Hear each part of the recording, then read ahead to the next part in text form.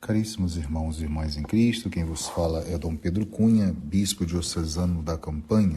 Hoje é domingo, dia 4 de outubro, e cujo evangelho é o de Mateus 21, 33 a 43. Como nós conhecemos, é o episódio da parábola dos vinhateiros homicidas, onde Jesus relata esta parábola dizendo que um proprietário que plantou uma vinha, circundou-a com uma cerca, cavou um lagar e construiu uma torre. Em seguida, arrendou-a a vinhateiros e foi embora para o estrangeiro. Depois, o episódio relata que os vinhateiros agarraram os empregados, espancaram a um, mataram a outro e depois, por fim, apedrejaram, inclusive, o último. E, por fim, então, manda o seu próprio filho, pensando, ao meu filho eles vão respeitar. Os vinhateiros, porém, ao verem o filho, disseram entre si, este é o herdeiro, vinde, vamos matá-lo e tomar posse da sua herança. Então agarraram o filho, jogaram-no para fora da vinha e o mataram. Depois Jesus vai citar o Salmo 117, no final, dizer, vós nunca lestes nas Escrituras, a pedra que os construtores rejeitaram tornou-se a pedra angular.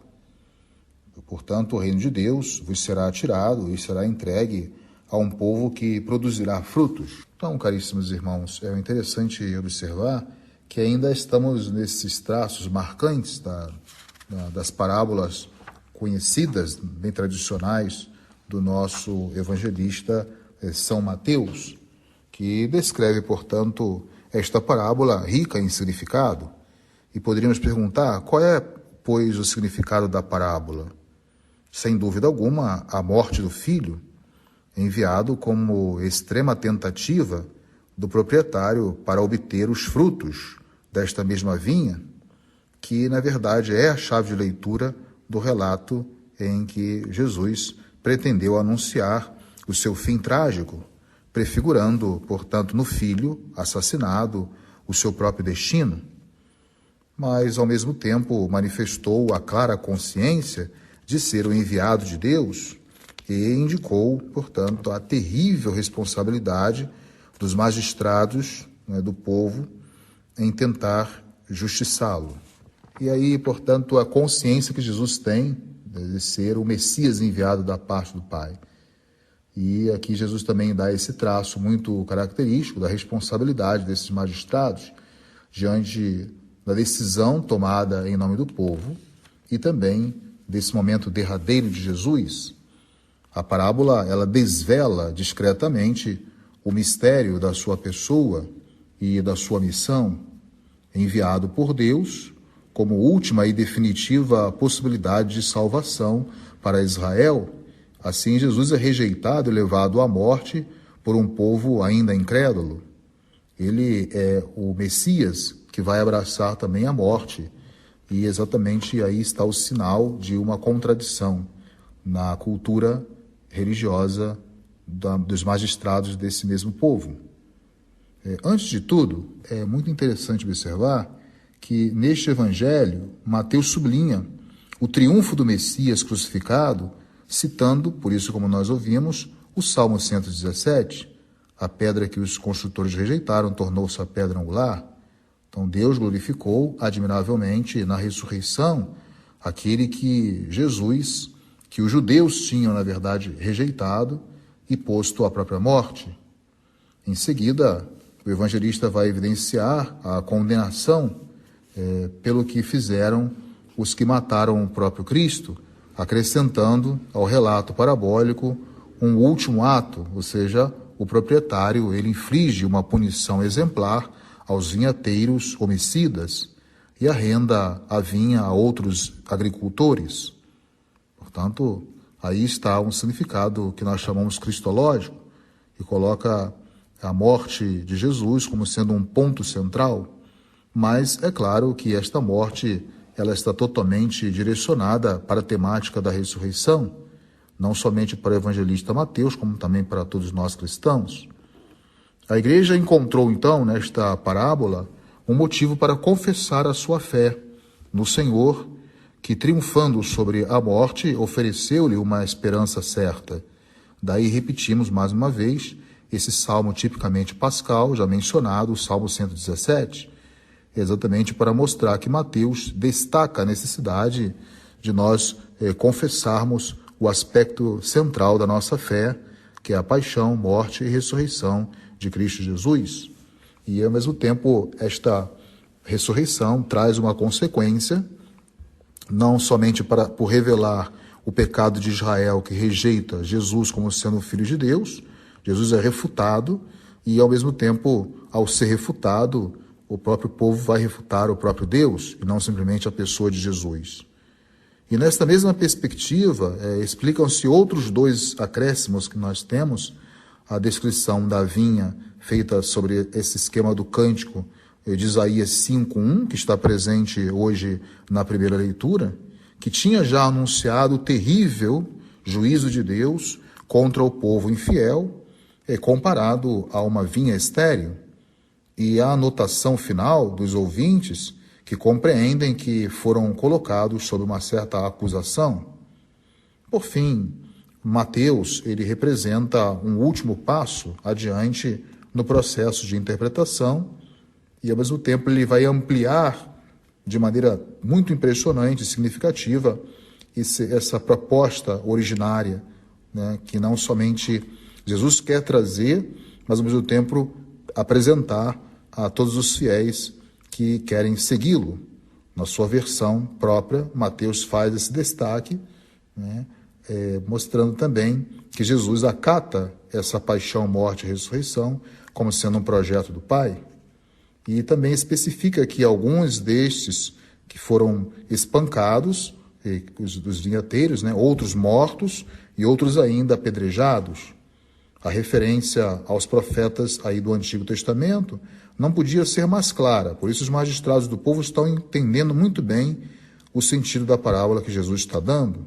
Então, o primeiro evangelista mostra um interesse nítido pela história da salvação, é claro, Mateus é judeu também, e Jesus tem seu lugar na longa série daqueles que Deus enviou ao seu povo, né, até dar a imagem dos vários funcionários e, por fim, enviar o seu próprio filho, até a recusa feita pelos judeus, né, na própria imagem do filho, como já foi mencionado. Mas aí o olhar para o passado visa compreender também e, ao mesmo tempo, decifrar o significado do próprio presente. Jesus não é importante sublinhar isso, Jesus não é um dos profetas, mas ele é o Filho de Deus enviado ao mundo, né? Por isso nós temos aí o destaque na parábola. O pai, então, assim pensou: este é meu filho, eles vão respeitar. Por fim, enviou o filho e fizeram exatamente isso, né? Mataram o próprio filho também, não respeitaram o filho. Ou seja, a sua missão é o gesto salvífico extremo e decidido do próprio pai.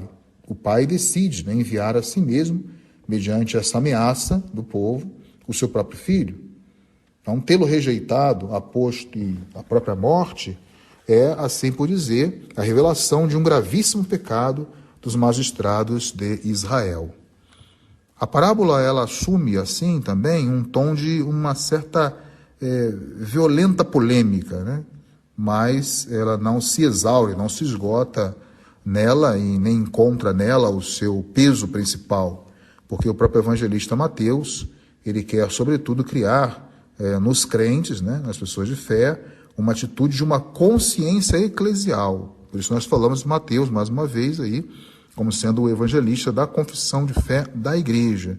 Então, o olhar de Mateus não é simplesmente focado nos personagens da parábola em si, mas sempre tem uma dimensão muito mais ampla, que é uma dimensão também eclesial, onde vai se alargar o horizonte do olhar a partir desse episódio de Cristo Jesus, mas o olhar da igreja.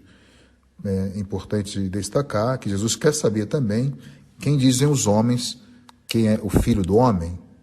Então, Pedro responde, né, que ele é o Messias, o Filho de Deus vivo, mas essa confissão de fé não é simplesmente a de Pedro, considerado individualmente, mas de toda a igreja. Mateus, como então um pastor solícito, ele quer mover a sua comunidade a abandonar esses comportamentos, né, de pura contemplação, ao mesmo tempo de preguiça, para assumir um compromisso, um empenho, uma praxis, ou seja, realizando essa praxis por uma vocação.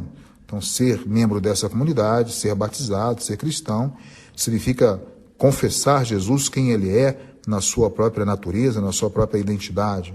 Então, a graça salvífica que se revelou, portanto, na comunidade é uma graça muito exigente, ou seja, ser, aí a imagem do novo, né? Novo povo formado pelo mistério da paixão, morte e ressurreição, membro desse novo povo, significa ser consciente também que eu estou, pela minha pertença a essa comunidade, levado ao compromisso com uma nova vida, uma vida que seja fecunda, uma vida que dê frutos de fidelidade.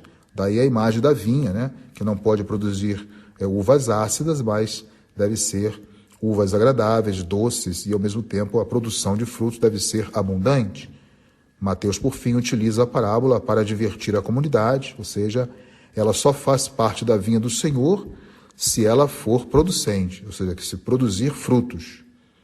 Então, que possamos, a partir desse santo evangelho, destacar que a missão do cristão consiste essencialmente em produzir frutos agradáveis para Deus, frutos esses que devem ser frutos de justiça e de amor, tão necessários no mundo que nós estamos vivendo.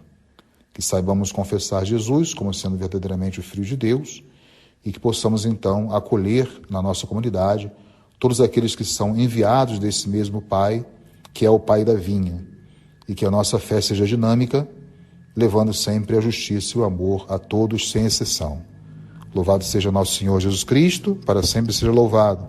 O Senhor esteja convosco, Ele está no meio de nós. Por intercessão da Virgem do Carmo, dos nossos beatos Padre Victor e Inha Chica, abençoe-vos o Deus Todo-Poderoso, Pai, e Filho e Espírito Santo. Amém. Tenham todos um feliz e abençoado domingo e aproveitem bem esse mês missionário.